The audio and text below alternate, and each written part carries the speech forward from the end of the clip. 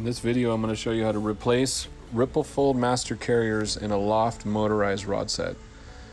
So you want to remove the plastic cap on the end, loosen up the end stop bracket, remove the screw that holds the underlap master carrier together. And you want to use a Phillips screwdriver, and then gently pull the return pulley and pull it out gently until all the carriers come out. So this is the part we're going to replace, and you want to remove the string that holds the Ripplefold carriers together.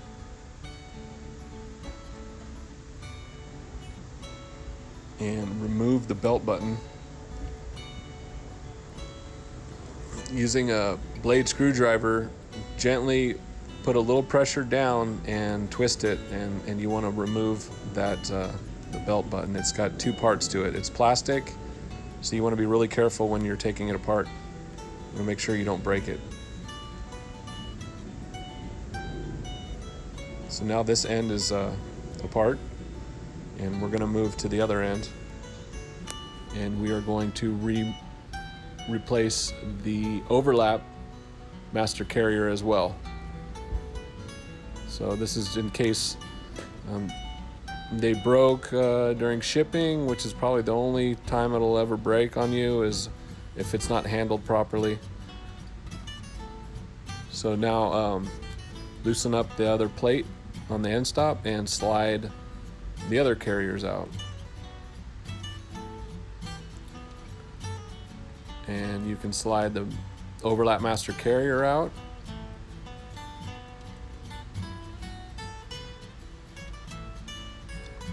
Now you want to pull the entire belt out of the one side, the side that the underlap master carrier was attached to, so you can get the other half of the carrier out of the track. Now that they're both out, we can put the new replacement part in, slide it in.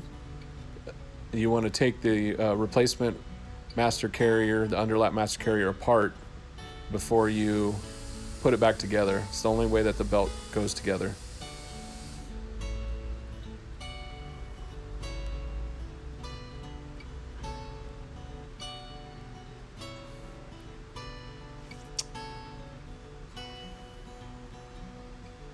So what you want to do now is slide this underlap master carrier part, the one with the arm on there, and slide it all the way to the other end as far as you can go.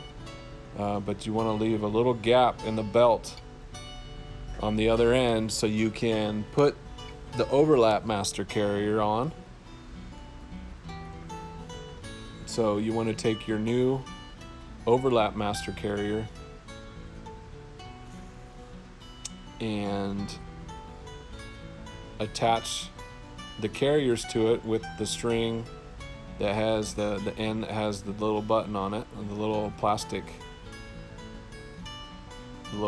part. You want to put it inside this little slot here, and then there is a little groove that will hold the string in there. So you want to get it in there just like that.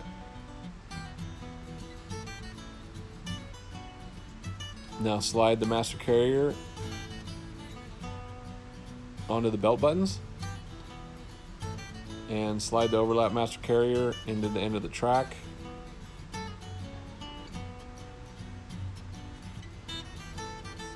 And then slide the carriers in as well. And you can do this and slide them all in on this one side, while the belt is exposed in the end of the motor joint box is away from the track. So you can get all the carriers in there right now, and make sure they're all facing the same direction so that the slot is facing out towards the front of the track. And so you want to get them all in there.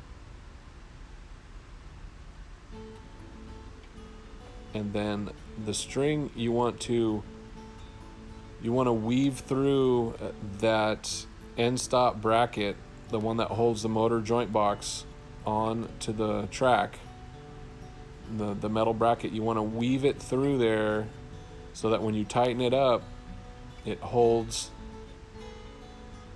the string in place. It holds that end in place so it does not keep pulling the carriers, along with the master carrier. It'll stay. So I just weave it through there and then drop it in the slot and tighten it up.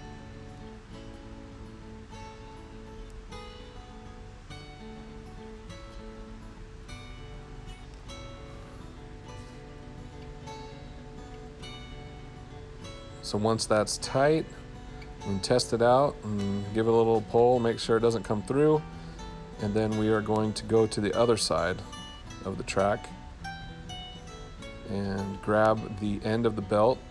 The raw end of the belt has nothing on it, no belt button, no nothing, and feed it through the return pulley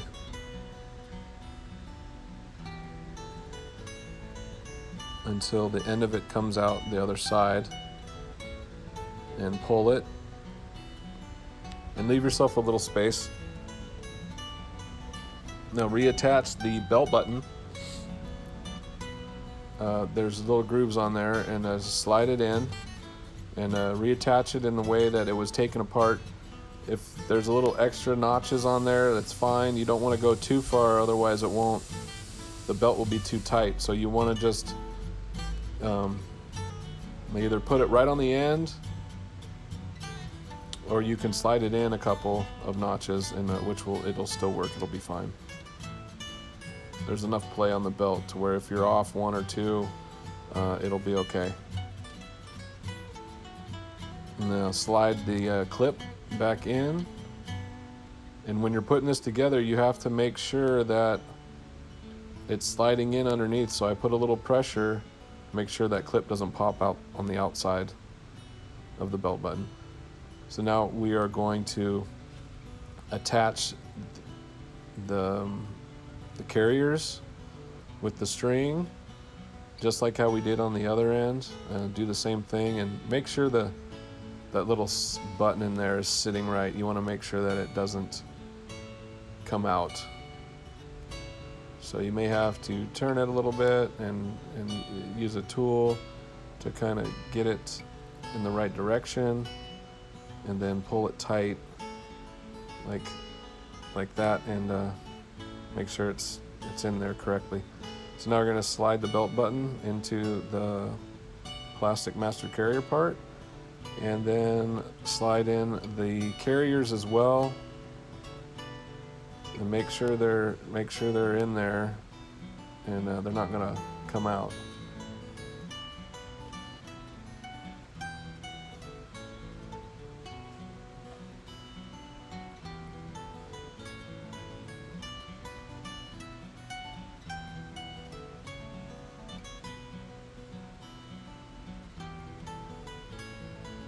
So once you have them all together and all the carriers are in there, you want to reattach slide in the return pulley and reattach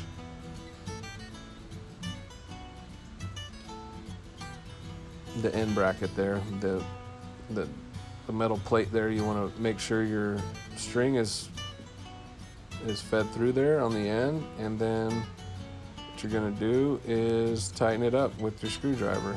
So once that's all together and it's sitting in there correctly, you can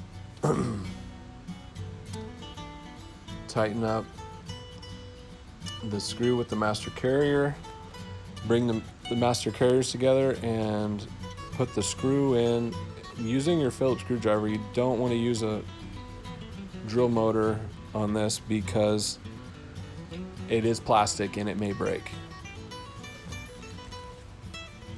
So you want to gently tighten it up, don't over tighten it, and make sure that when you tighten up the end, the return pulley, you know, you want to make sure that that little button piece is pulled all the way through again, and tighten that up once it's sitting down and it's in the groove there, and tighten it up. Then put the plastic cap back on, and you are done.